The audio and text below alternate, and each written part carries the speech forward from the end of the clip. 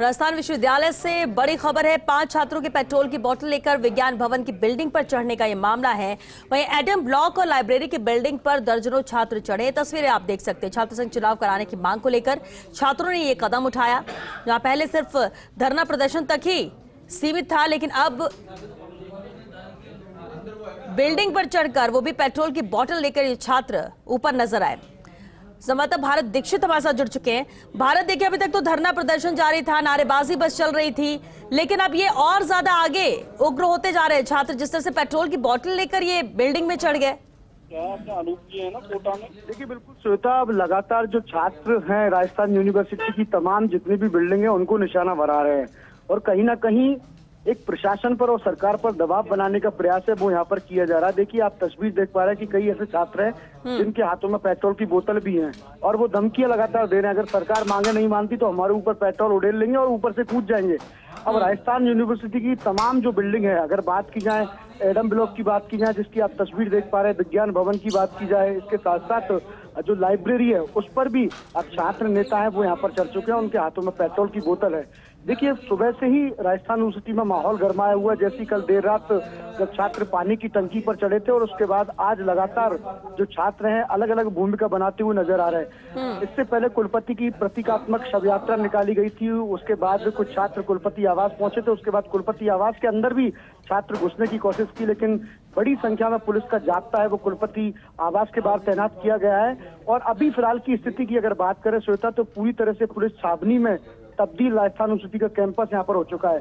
खुद कल एडिशनल जो सीपी है कुंवर राष्ट्रदीप सिंह, वो यहाँ कैंपस पहुंचे थे, तो और अब फिलहाल जो डीसीपी हैं ज्ञानचंद यादव वो मौके पर मौजूद है। 3 एडिशनल एसपी मौके पर मौजूद हैं, आरपीएस मौजूद हैं, 4 थानों के एसएचओ मौजूद है। इसके अलावा आरएससी की 3 अतिरिक्त जो कंपनियां हैं वो यहाँ पर तैनात की गई है। तो आप इससे अंदाज लगा सकते हैं कि जिस प्रकार से पुलिस प्रशासन की तैनाती की गई है, तो क्या हालत राजस्थान यूनिवर्सिटी प्रशासन के इस वक्त हो सकते हैं। पूरी तरह से जो छात्र हैं वो छात्र संघ चुनाव की मांग पर अड़े हुए हैं, क्योंकि देखिए, जिस दिन से सरकार की ओर से जो आदेश जारी किए गए थे वही उसी दिन से छात्र नेताओं ने छात्र संघ चुनाव कराने के लिए आंदोलन की जो तैयारी वो यहाँ पर कर ली थी। अब जैसे जैसे समय व्यतीत होता जा रहा है वैसे वैसे आंदोलन अब उग्र होता जा रहा है, क्योंकि प्रदेश में भी आपने कई ऐसी तस्वीर देखी जब पानी की टंकी पर चढ़े हुए छात्र नजर आए। तो कहीं ना कहीं कल के जो घटनाक्रम राजस्थान यूनिवर्सिटी से जिसकी शुरुआत हुई थी, गर्ल्स हॉस्टल में पानी की टंकी पर जैसी 2 छात्र चढ़े, और आज सुबह प्रदेश की कई जिलों से ऐसी तस्वीर आई जब छात्र नेता पानी की टंकी पर चढ़ते हुए दिखाई दिए। तो आने वाले वक्त में और भी इस तरह के कदम यहाँ पर छात्र नेता उठा सकते हैं, क्योंकि कई ऐसे छात्र हैं जिनका अंतिम साल है और उनको 7-8 साल छात्र संघ चुनाव की तैयारी करते हुए हो गया। ऐसे में वो अपने आप को ठगा महसूस कर रहे हैं, क्योंकि धनबल भी उनका खर्च हुआ है, समय भी उनका व्यतीत हुआ है, और कहीं ना कहीं छात्र संघ चुनावों पर रोक भी यहाँ पर लग गई है। तो छात्र नेता अब यही चाहते हैं सरकार से कि छात्र संघ चुनावों पर रोक नहीं लगाया जाए, बड़ी सख्ती से उनकी पालना कराई जाए। और देखिए, 13 साल के बाद जिस प्रकार से आदेश में हवाला दिया गया था कि लिंगदो कमेटी की पालना नहीं होने के चक्कर में ये छात्र संघ चुनावों पर रोक लगी है, तो छात्र नेताओं ने आरोप लगाया कि लिंगदो कमेटी की पालना कराना प्रशासन का काम है।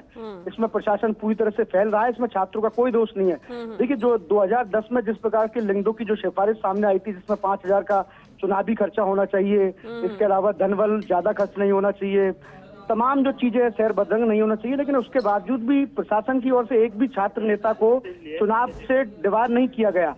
तो कहीं ना कहीं ये प्रशासन की इसमें गलती है।